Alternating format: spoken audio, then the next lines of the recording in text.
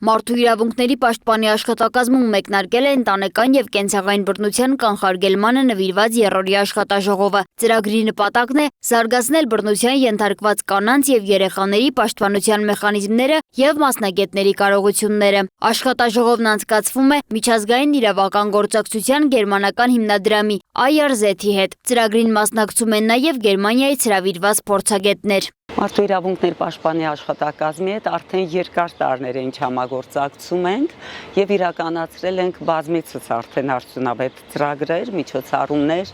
ինչպես կարճատև, նաեւ երկարաժամկետ ծրագրեր ենք իրականացրել։ Աշխատաժողովի երկրորդ օրը դասընթաց է անցկացվել Արտաշատում։ ՄԻՊ աշխատակազմի ուսումնասիրությունների, դիմում բողոքների եւ թեժ գծին ստացված զանգերի համաձայն Արարատի մարզում իրավիճակը մտահոգիչ է։ Մարզը պատահական չի ընտրվել, որովհետև մարդու իրավունքների պաշտպանի ուսումնասիրության, լրատվամիջոցների ուսումնասիրության, ինչպես նաև ստացված դիմում բողոքների եւ թեժ գծի հեռախոսահամարին ստացված զանգերի ուսումնասիրության արդյունքում պարզվել է, որ մենք այստեղ ունենք մի փոքր մտահոգիչ պատկեր։ Այսօր մեզ միացել են դասընթացին տարբեր մասնագետներ, առողջապահության ոլորտի ներկայացուցիչներ, կրթության, տեղական ինքնակառավարման մարմիններից ներկայացուցիչներ, իրավապահ մարմիններից, համայնքային ոստիկանության ներկայացուցիչներ, քաղաքացիական հասարակության ներկայացուցիչներ եւ մեր գերմանացի փորձագետները փորձեցին ներկայացնել ինչպես գերմանական փորձը նշված ոլորտում, այնպես էլ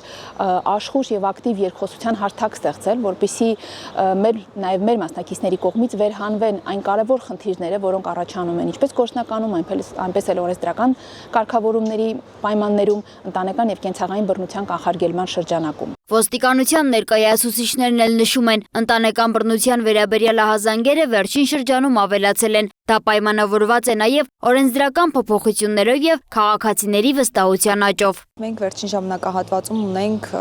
շատ աճ, քանի որ օրենքում փոփոխություն է կատարվել եւ զուգընկեր, նախկին զուգընկերը նույնպես հանդիսանում են,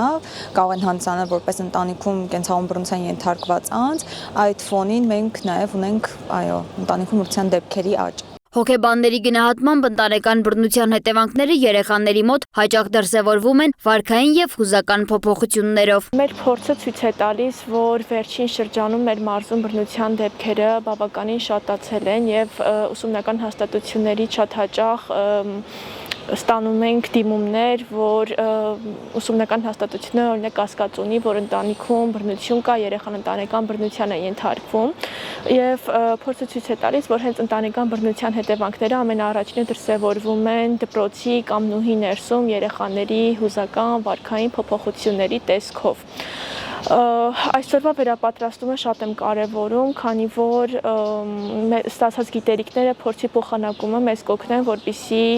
նման ընտանիքներին տրամադրվող աջակցությունը ել ավելի նպատակային կազմակերպենք եւ կարողանանք ապահովել երեխաների լավագույն շահը, աջակցելով ոչ միայն երեխաներին, այլ նաեւ հենց իրենց ընտանիքներին։ Աշխատաժողովի ամփոփիչ հանդիպումը կանցկացվի հուլիսի 17-ին Երևանում պետական մարմինների, խնամքի հաստատությունների եւ քաղաքացիական հասարակության ներկայացուցիչների մասնակցությամբ։ Սոնա Գիշյան, Free News, Ազատ լուրեր։